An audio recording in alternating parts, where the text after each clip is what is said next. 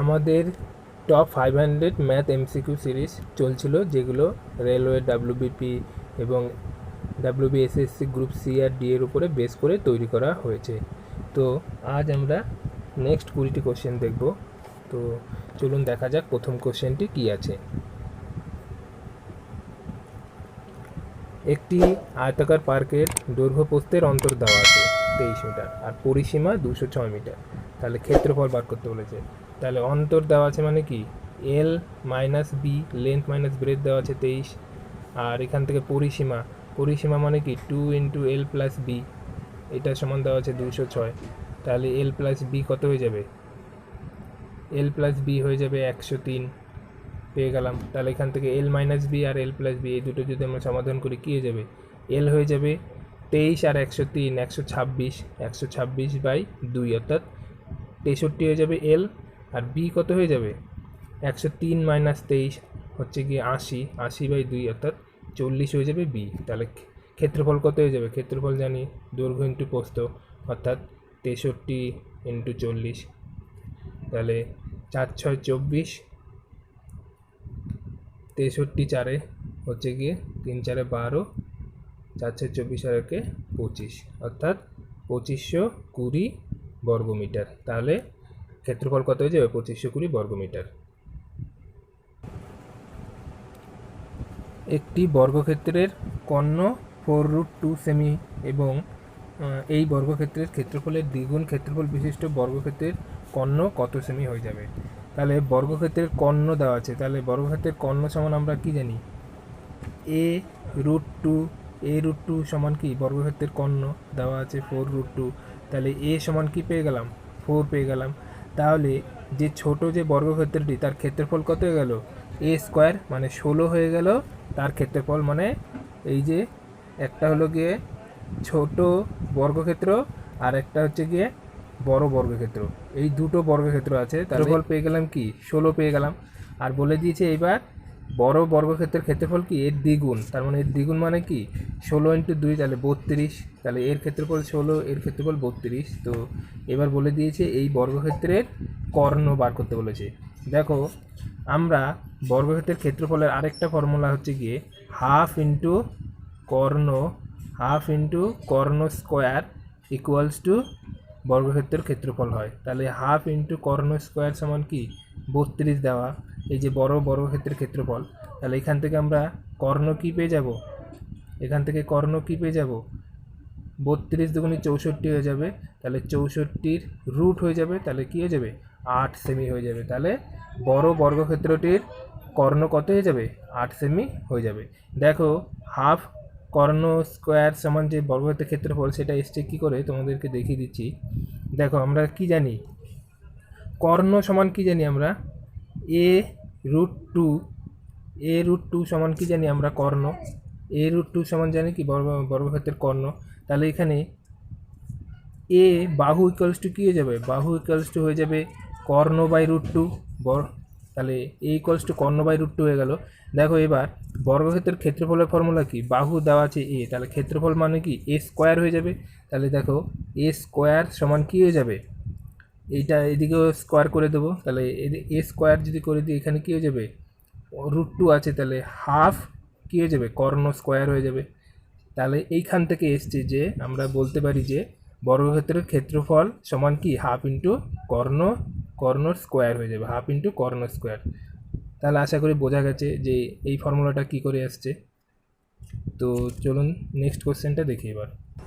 300 metre দীর্ঘ একটি train একটি প্ল্যাটফর্মকে 39 সেকেন্ডে এবং একটি সিগন্যাল পোস্টকে 18 সেকেন্ডে অতিক্রম করে, প্ল্যাটফর্মটির দৈর্ঘ্য কত।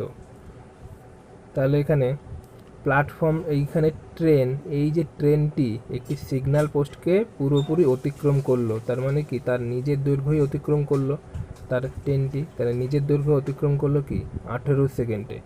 তাহলে এখান থেকে কি আমরা ট্রেনের স্পিডটা পেয়ে যাব। তাহলে ট্রেনের স্পিড কি, ট্রেনের দৈর্ঘ্য দেওয়া আছে আর সময় 18 সেকেন্ড, তাহলে স্পিড কী হয়ে যাবে, ট্রেনের স্পিড ইকুয়াল টু কি ডিস্টেন্স বাই টাইম, মানে 300 বাই 18, অর্থাৎ 5 6 30, 50 বাই 3, তাহলে 50/3 মিটার পার সেকেন্ড কী পেয়ে গেলাম আমরা?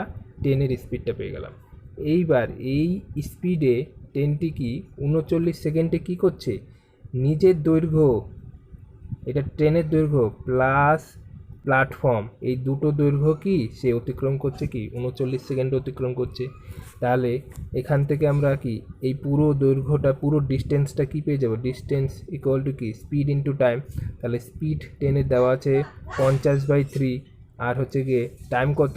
39 সেকেন্ড।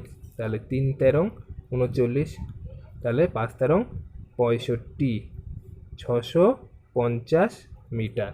এই যে ডিস্টেন্স, তার মানে কি পুরো ডিস্টেন্সটা পেয়ে গেলাম। ট্রেনের দৈর্ঘ্য প্লাস প্ল্যাটফর্ম 650 মিটার, কি পুরোটা পেয়ে গেলাম দৈর্ঘ্য। তাহলে এবার আমি 300 মিটার যদি ট্রেনের দৈর্ঘ্য দেওয়া থাকে, তাহলে প্ল্যাটফর্মের দৈর্ঘ্য তো পেয়ে যাব।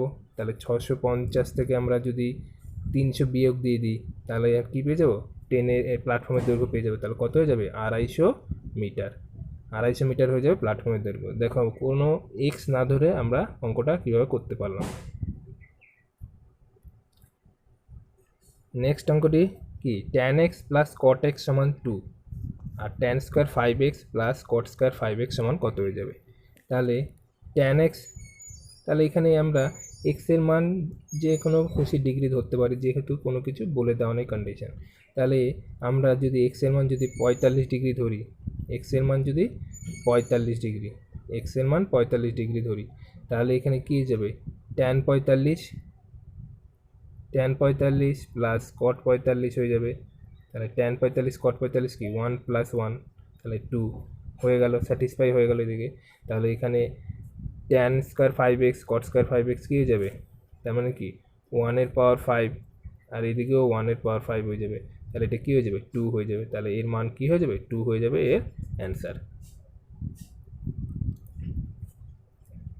নেক্সট কোশ্চেনটি বলেছে, এক ব্যক্তি 100 কিমি পথ 10 ঘন্টা অতিক্রম করে, কিছু অংশ 7 কিমি পার ঘন্টা বেগে হেঁটে এবং বাকি অংশ 12 কিমি পার ঘন্টা বেগে দৌড়ে যান। অ্যাভারেজ হয়ে যাবে 100/10, তাহলে 10 কিলোমিটার পার হয়ে যাবে অ্যাভারেজ। এবার সে হেঁটে যায় 7 কিমি পার ঘন্টা বেগে, আর এইদিকে 12 কিমি ঘন্টা বেগে যায় সে দৌড়ে যায়। তাহলে এখানে অ্যালিগেশন করলে কী হয়ে যাবে? এদিকে 3 আর এদিকে হয়ে যাবে 2। এই যে 2:3, এটা কি পেয়ে গেলাম? তাদের সময়ের অনুপাত। এই যে 10 ঘন্টা সময়, সেটাকেই 2:3 অনুপাতে আমরা কি ভাগ করেছি এখানে। তাহলে 2 আর 3 5, তাহলে এই 5 সমান বলে দিয়েছে 10, তাহলে 1 সমান কি 2 ঘন্টা। তাহলে 1 সমান 2 হলে 2 সমান কী হয়ে যাবে? 4 ঘন্টা সে হেঁটেছিল, আর এখানে 3 দুগুণে 6 ঘন্টা সে দৌড়েছিল। তাহলে 6 ঘন্টা দৌড়েছিল। এবার আমাদের কী বার করতে বলেছে? যে কত কিমি পথ সে হেঁটেছিল। তাহলে হেঁটেছিল মানে কি সে 6 ঘন্টা হেঁটেছিল, আর হচ্ছে কি তার স্পিড কত? হচ্ছে গিয়ে 7 কিমি পার ঘন্টা। তাহলে 6 7 42 কিমি, কি এই 42 কিমি সে হেঁটেছিল, আর বাকিটা পথ সে দৌড়েছিল এই 100 কিমির মধ্যে।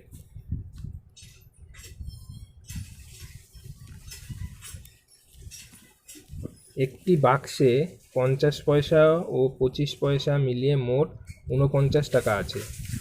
বাক্সে মোট 140টি মুদ্রা থাকলে কোন প্রকার মুদ্রা কয়টি করে আছে দেখো। তাহলে টোটাল 140টা মুদ্রা আছে। তাহলে এখানে 49 টাকা রয়েছে টোটাল।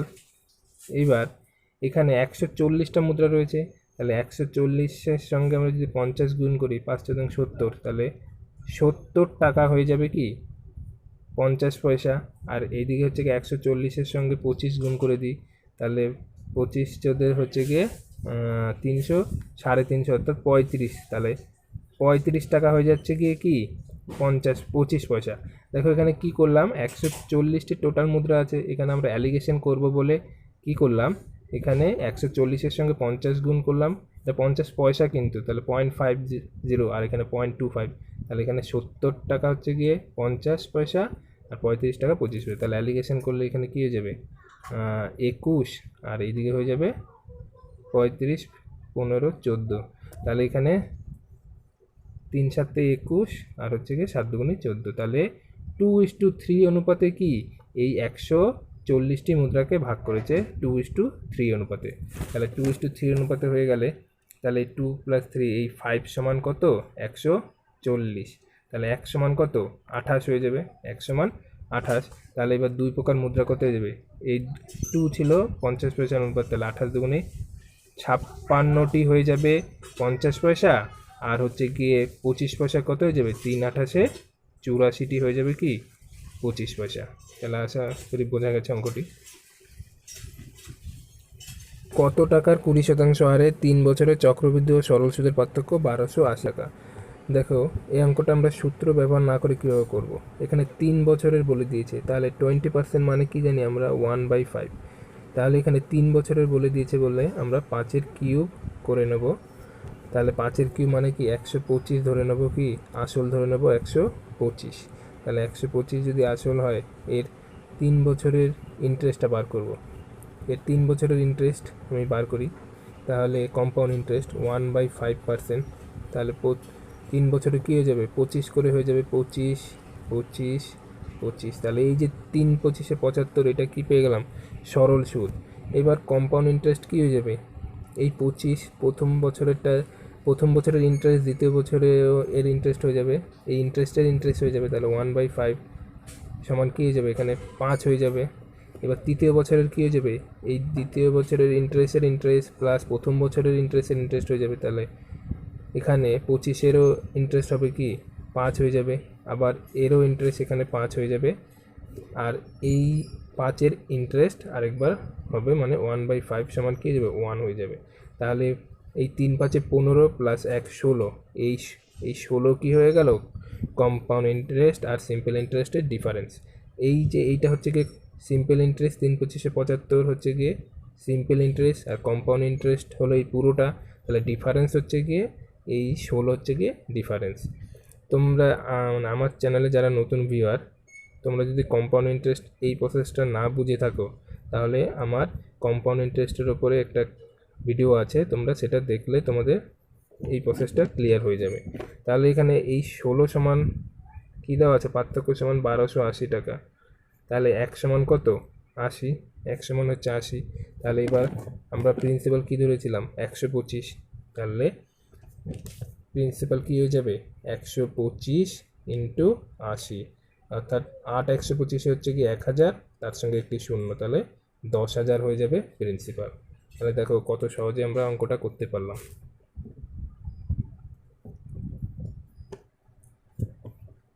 হতে 9 ঘন্টা সময় লাগে। তলদেশে একটি ছিদ্র থাকায় খালি চৌবাচ্চা পূর্ণ হতে 10 ঘন্টা সময় লাগে। ওই ছিদ্র দিয়ে পূর্ণ চৌবাচ্চা কত ঘন্টায় খালি হবে? তাহলে এই একটি চৌবাচ্চা, তো এখান দিয়ে একটা পাইপ কি হচ্ছে? জল ভরছে, আর হচ্ছে কি আরেকটা পাইপ দিয়ে জল বেরিয়ে যাচ্ছে, এইবার কি বলছে? প্রথমে যখন ছিদ্রটা না ছিল তখন সে এই চৌবাচ্চাটা 9 ঘন্টায় ভরতে পারছে। তাহলে ধরলাম এটা এ পাইপ আর এটা হচ্ছে কি বি পাইপ, মানে ছিদ্রটাকে বি পাইপ ধরে নিলাম। তাহলে টোটাল কি 9 আর 10 ঘন্টা, তাহলে 90 হয়ে গেল কি টোটাল জলের, এই যে জল ধারণ ক্ষমতা ধরে নিলাম, টোটাল ওয়ার্ক ধরে নিলাম 90 এখানে। তাহলে এখানে এ পাইপ হচ্ছে কি যখন ছিদ্রটা না থাকবে তখন কি সে 9 ঘন্টায় পূর্ণ করতে পারবে, তার মানে হয়ে যাবে 10 হয়ে যাবে এর এফিসিয়েন্সি এ পাইপটির।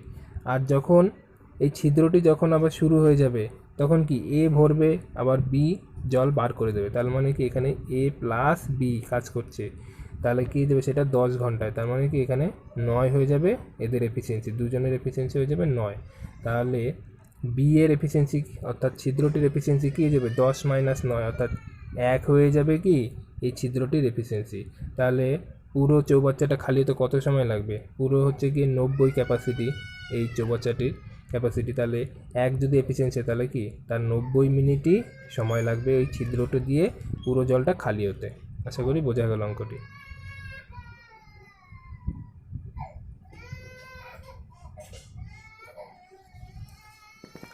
পরপর 5টি জোড় সংখ্যার গড় 10 হলে মাঝের সংখ্যাটি কত? তাহলে এখানে যেহেতু 5টি সংখ্যা আছে, তাহলে গড় যদি 10, তার মানে মাঝের সংখ্যাটি হচ্ছে কি 10 হবে। দেখো পরপর 5টি, তাহলে কি হয়ে যাবে? এখানে একটা 12 হয়ে যাবে, এদিকে 14, আর এদিকে 8 আর এদিকে 6, তাহলে মাঝের সংখ্যাটি কী হয়ে যাবে? মাঝের সংখ্যাটি 10ই হবে। এটাই হলো অ্যান্সার।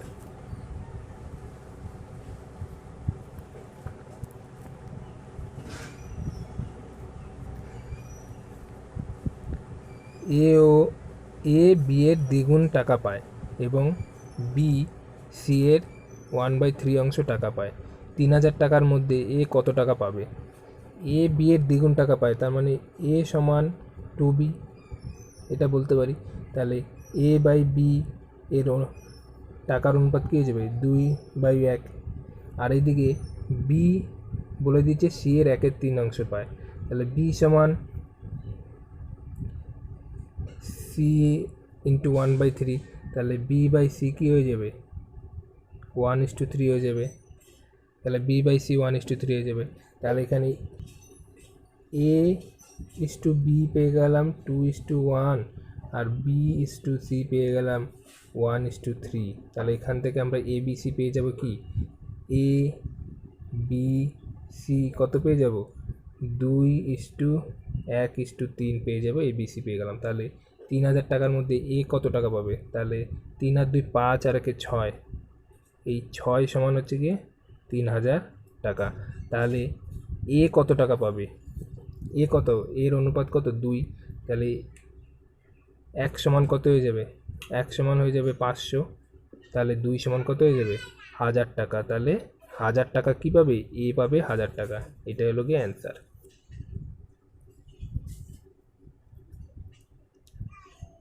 একটি ক্লাসের 60 জন ছাত্রের মধ্যে 35 জন অঙ্ক পড়ে, 20 জন অঙ্ক ও রসায়ন পড়ে। কতজন ছাত্র শুধুমাত্র রসায়ন পড়ে? তাহলে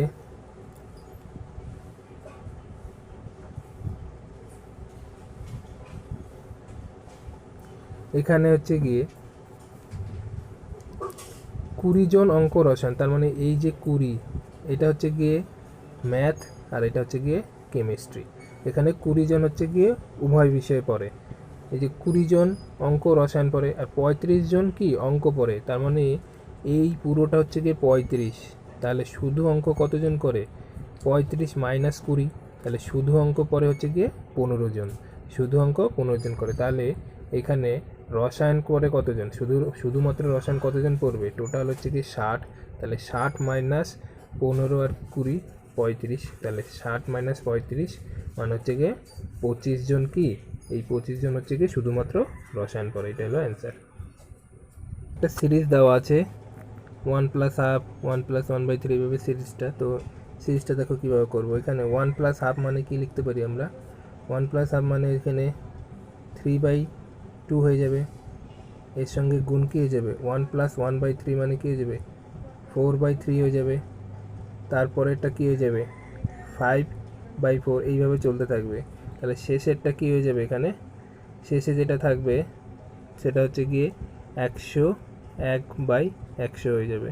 তাহলে দেখো এগুলো সব কেটে যাবে। 3 3 4 4, তারপরে এদিকে 5 5 কেটে যাবে, 100টাও কেটে যাবে। এদিকে 100 থাকবে, সে তার সঙ্গে 100টাও কেটে যাবে তার আগেরটা সঙ্গে। তাহলে এখানে কি পড়ে থাকবে? 101/2 পড়ে থাকবে। তাহলে 101/2 মানে কত হয়ে যাবে? 50.5 হয়ে যাবে এর অ্যান্সার। এর অ্যান্সার হয়ে যাবে 50.5। তাহলে সংখ্যা দুটির সমষ্টি 60 হলে তাদের মধ্যে একটি, দেখো লসাগু ও গসাগুর গুণফল মানেই হচ্ছে কি সংখ্যা দুটির গুণফল। তাহলে 12 × 72 ওটা হচ্ছে কি সংখ্যা দুটির গুণফল। তাহলে এখানে দেওয়া আছে কি এ প্লাস বি দুটি সংখ্যার যোগফল 60। তাহলে এদের আমরা যদি স্কোয়ার করে দিই তাহলে এখানে কি হয়ে যাবে? এ প্লাস বি তার স্কোয়ারকে আমরা কী লিখতে পারি? এ মাইনাস বি তার স্কোয়ার প্লাস অফ 4ab, তার এদিকে 60-এর স্কোয়ার কী হয়ে যাবে? 36 হয়ে যাবে। তাহলে এখানে 4ab এ মাইনাস বি তার স্কোয়ার প্লাস 4ab মানে কি লসাগু গসাগুর গুণফল। তাহলে 12 × 72 এই সমান হচ্ছে গিয়ে 3600। তাহলে 4 × 48 আর হচ্ছে গিয়ে 72, 48 আর 72 গুণ করলে কত হয়ে যাবে? 96। তাহলে এখানে হয়ে যাবে 3456 হয়ে যাবে। তাহলে এ মাইনাস এ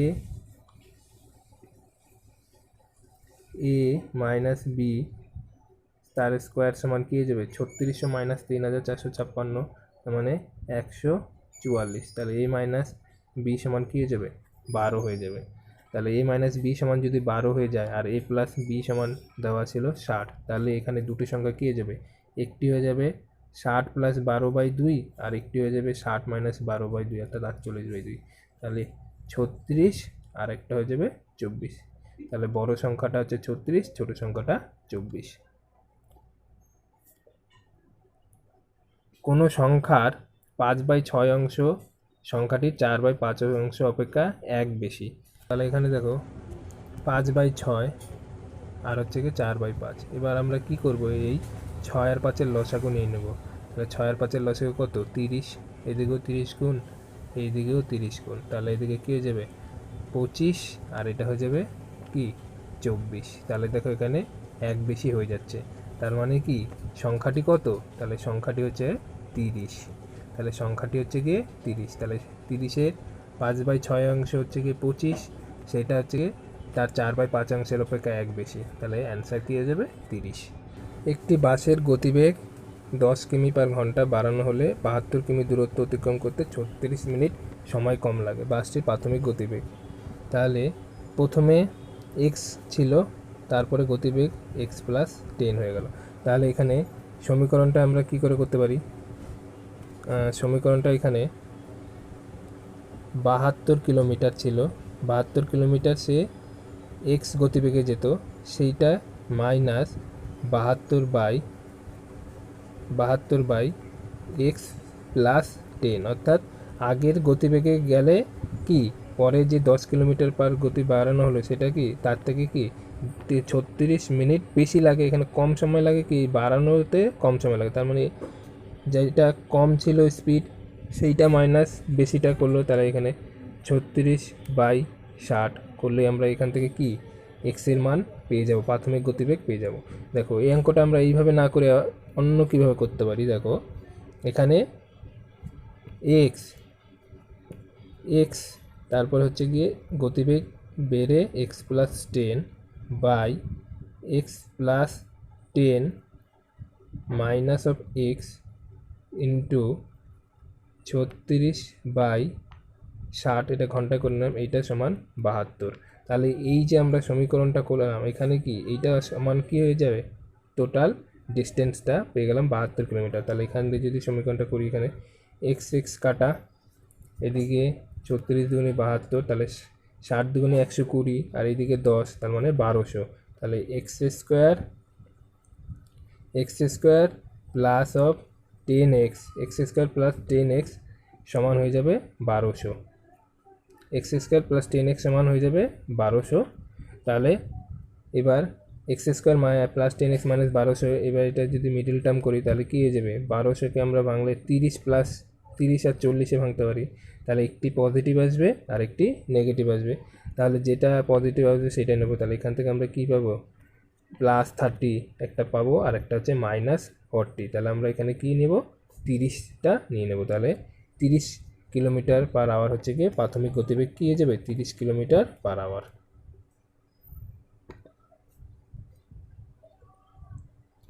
এক ব্যক্তির বেতন প্রথমে 10% বেড়ে তারপর 5% কমে 20,900 টাকা হলো, তার প্রাথমিক বেতন কত টাকা ছিল। প্রথমে 10% বেড়ে তারপর আবার 5% কমে, কত সহজ আমরা করতে পারি। 10%কে কী লিখতে পারি 1/10, তাহলে আর 5%কে কী লিখতে পারি 1/20। তাহলে প্রথমে 10 ছিল সেটা কমে কী হয়ে গেল, বেড়ে কী হয়ে গেল 11 হয়ে গেল। তারপরে 5% কমে, তাহলে 20 ছিল সেটা কমে কী হয়ে গেল 19 হয়ে গেল। তাহলে প্রথমে কী ছিল এখানে 200 আর হচ্ছে 11 19-এ 209। তাহলে এই যে প্রথমে 200 পরে 209, তাহলে এই 209 সমানই বলে দিয়েছে কি হয়ে গিয়েছে 20,900। তাহলে 1 সমান কত হয়ে যাবে 100 হয়ে যাবে। তাহলে তার প্রাথমিক বেতন কত ছিল, 200-র সঙ্গে 100 গুণ, তাহলে প্রাথমিক বেতন কত ছিল 20,000 টাকা ছিল তার প্রাথমিক বেতন। এটা হলো অ্যান্সার।